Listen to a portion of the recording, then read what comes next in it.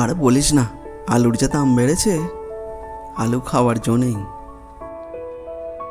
শুধু আলু, সব সবজিরই তো দাম আগুন ছোঁয়া। তোর জমিতে ধান রোয়া হয়ে গেছে? না না, এখনো হয়নি। তোমাকে কি দেব?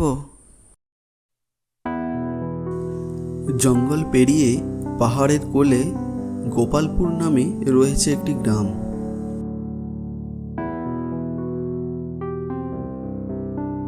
সেই গ্রামে অজয় এবং বিজয় নামে দুই ভাই তার বাবা মার সাথে বাস করত। সেই এলাকারই পাঁচুকুড়ো তেলে ভাজার দোকানের মাংসের চপ ছিল গ্রামের সকলের প্রিয়। বিকেলের পর থেকেই দোকানে ভিড় জমত গ্রামের মানুষের।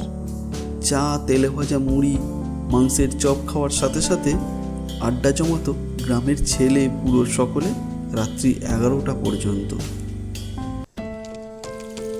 কই গো গিন্নি, এক কাপ চা হবে নাকি? বিকেল সন্ধ্যা থেকে কতবার চা খেয়েছো তা খেয়াল আছে? রাতের খাওয়ার সময় হয়ে গেল যে, এখন আবার চায়ের কথা বলছো? কি আর করব, এই বৃষ্টি বাদলার দিনে বারবার চায়ে চুমুক দিতে মন করে যে। মা, তাহলে আমারও একটু চা করো। মা, আমার জন্যও একটু চায়ের জল নিও।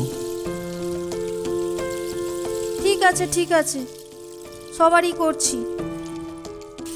আকাশটার কি যে ধরেছে, বৃষ্টি ছাড়ার নামগন্ধই যে নেই। বাবা, কিছু টাকা দাও না, সামনে পাঁচুকুড়োর দোকান থেকে মাংসের চপ কিনে নিয়ে আসি, চায়ের সাথে বেশ জমে যাবে।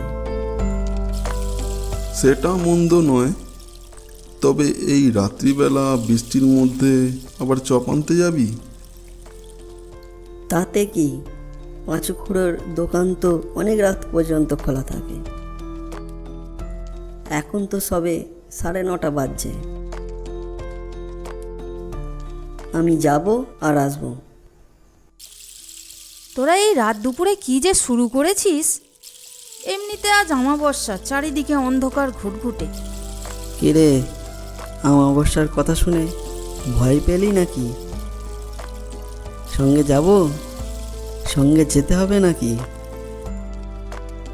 আমি কি ভয় পাই নাকি? তোর যাওয়ার দরকার নেই, আমি একাই যাব। ছাতা আর টর্চটা সঙ্গে নিয়ে যা। এই নে, টাকাটা নিয়ে যা।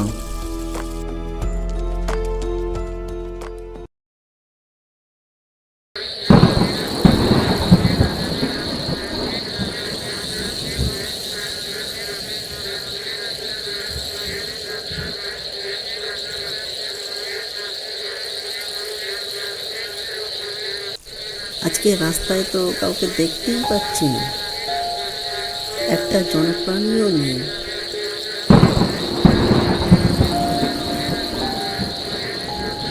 কি ব্যাপার, পাঁচকুড়োর দোকানে কাউকে দেখতেই পাচ্ছি না,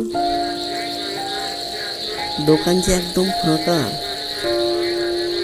কাউকে আড্ডা মারতেও দেখতে পাচ্ছি না, কোনো খরিদ্দারও নেই। কি ব্যাপার, বৃষ্টির জন্য কেউ বাইরে বেরোয়নি নাকি?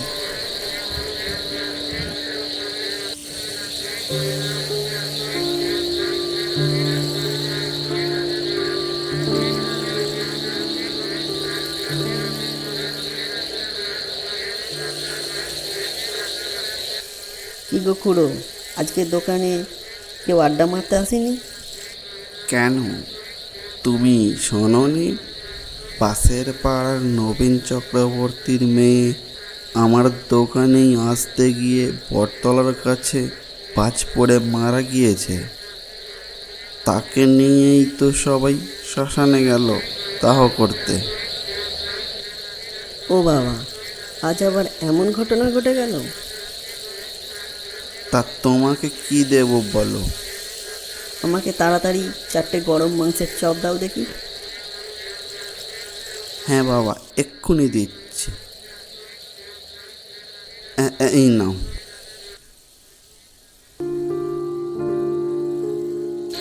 এলাম খুড়ো। হ্যাঁ বাবা, এসো।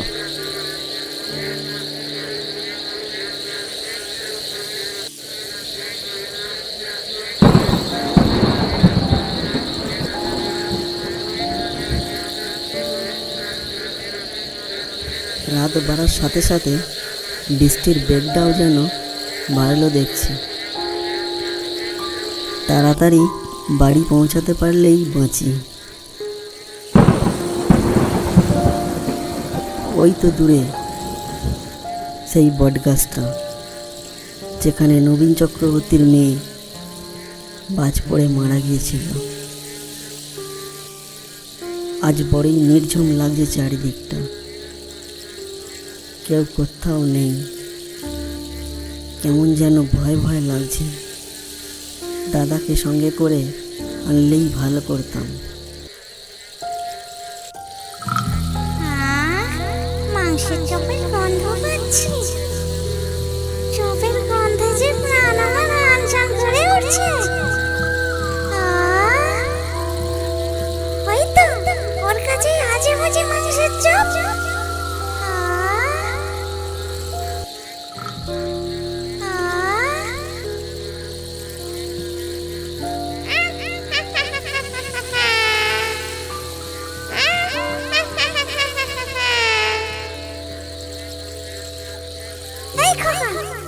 মাংসের চপগুলো দিয়ে যা বলছি। এই খোকা, দাঁড়া বলছি, দিয়ে যা চপগুলো, আমায় দিয়ে যা চপগুলো। কে যেন ডাকছে, বলছে মাংসের চপগুলো দিয়ে যা। শুনেই তো আমার গা হাত একদম ঠান্ডা হয়ে গেল।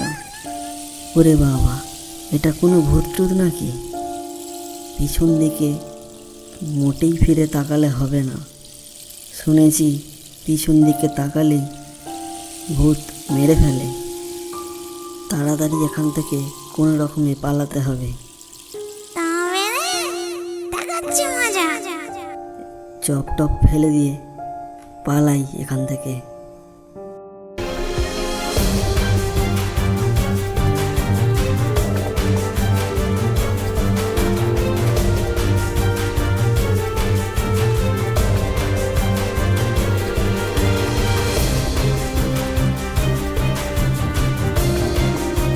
বিজয় ভয় পেয়ে খুব জোরে ছুটতে লাগলো।